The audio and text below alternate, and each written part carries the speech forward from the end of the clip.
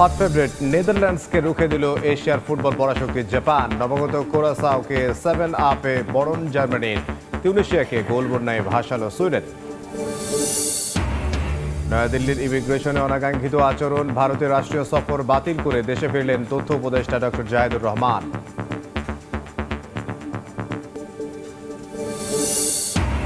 কুষ্টিয়া সীমান্তে বিজিবির শক্ত অবস্থানের কাছে হার মানল বিএসএফ। পতাকা বৈঠকের পর শূন্যরেখা থেকে সরানো হলো 12 জনকে। কুশিন রুখতে সতর্ক গ্রামবাসীও।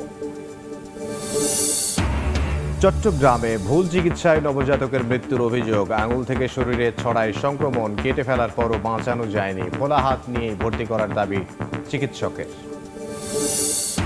এবং যুদ্ধ বন্ধের পাশাপাশি খুলে দেয়া হচ্ছে হরমুজ প্রণালী। অবশেষে ইরান যুক্তরাষ্ট্র শান্তি চুক্তি জেনেভায় শুক্রবার চুক্তি সই নিশ্চিত করলেন ডোনাল্ড ট্রাম্প।